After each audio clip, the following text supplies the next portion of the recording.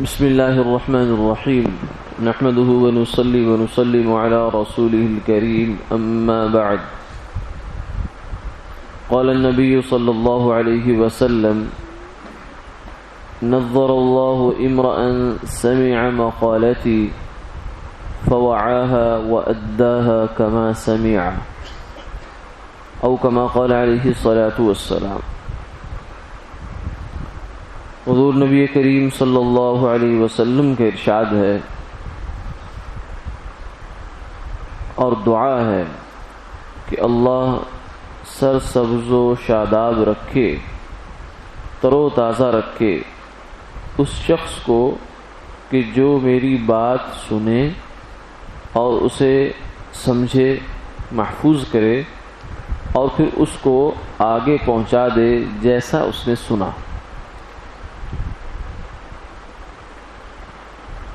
آپ صلی اللہ علیہ وسلم نے اس حدیث پاک میں اور اپنی اس دعا میں اپنے فرامین مبارکہ، اپنی احادیث مبارکہ، یعنی جو باتیں آپ نے فرمائی، جو باتیں آپ نے امت سے کی، ان کو آپ کی منشا یہ ہے اور اللہ کی منشا بھی یہ ہے کہ یہ باتیں امت تک آگے پہنچ جائیں۔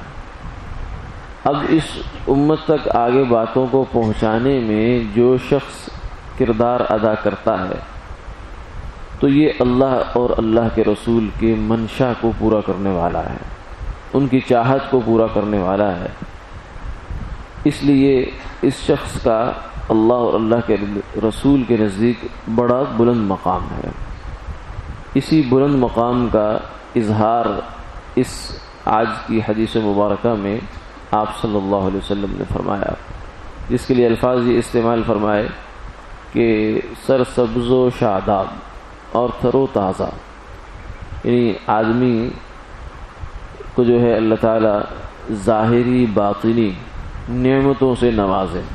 گویا کہ دوسرے لفظوں میں اس کا ترجمہ یوں ہوگا کہ اللہ تعالیٰ اس شخص کو ظاہری اور باطنی نعمتوں سے مالا مال کر دے، نواز دے جو یہ کام کرتا ہے۔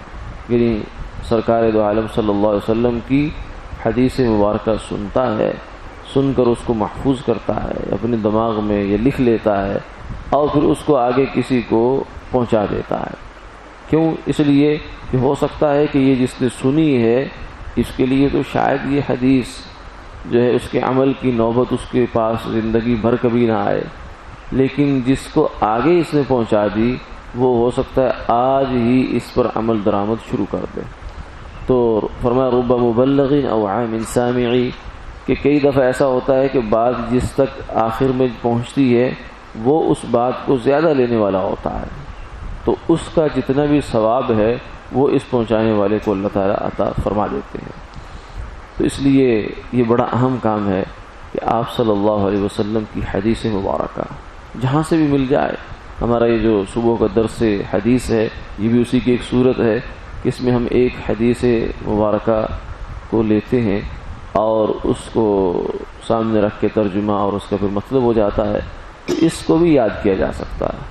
عربی زبان کے اندر اگر الفاظ یاد ہو جائیں تو بہت اچھی بات ہے، ورنہ اس کا مفہوم جو ہے وہ ذرا تعیین کے ساتھ، احتیاط کے ساتھ اردو میں بھی یاد کر کے آگے منتقل کیا جا سکتا ہے۔ اس پر بھی انشاءاللہ امید ہے کہ اللہ تعالیٰ یہی فضیلت جو ہے وہ پہنچانے والے کو یہی فضیلت حاصل ہو جائے گی۔ اس میں اب یہ ہے کہ یہ جو دعا آپ نے فرمائی کہ وہ آدمی تر و تازہ رہے، اس کا مطلب کیا ہے؟ تو امت میں جن لوگوں نے سرکار دو عالم صلی اللہ علیہ وسلم کی احادیث کو یاد رکھنا، یاد کرنا اور اس کو لوگوں تک آگے پہنچانے کا مشغلہ اپنایا، انہیں محدثین کہتے ہیں، یعنی وہ لوگ جو حدیث کے ساتھ اپنا شغف رکھتے ہیں۔ تو ان کے بارے میں کتب میں لکھا ہے کہ تجربے کی بات یہ ہے کہ جتنے بھی محدثین ہیں دنیا میں ان کے اندر ان کو اللہ تعالیٰ نے 3 چیزیں عطا فرماتے ہیں۔ ایک یہ ہے کہ ان کی عمر اللہ طویل فرما دیتے ہیں، اور دوسری چیز یہ ہے کہ اللہ تعالیٰ ان کے مال میں برکت عطا فرماتے ہیں، انہیں رزق حلال وافر عطا فرماتے ہیں۔ تیسری چیز یہ ہے کہ اللہ ان کے حافظے کو سلامت رکھتے ہیں۔ کیوں؟ اس لیے کہ یہ سرکار دو عالم صلی اللہ علیہ وسلم کی دعا کا نتیجہ ہے۔ تو جو بندہ بھی حدیث کے ساتھ اپنا تعلق جوڑے گا اور اس کو یاد کرنے کی کوشش کرے گا، آگے پہنچائے گا، تو امید ہے اللہ تعالیٰ محدثین کی سی جو ہے وہ صورت اسے بھی عطا فرمائیں گے، اور اسی صف میں کہیں کھڑا کر کے اللہ اس کا حشر بھی فرما دیں گے۔ اللہ تعالیٰ عمل کی توفیق عطا فرمائے۔ آمین آمین یا رب العالمین۔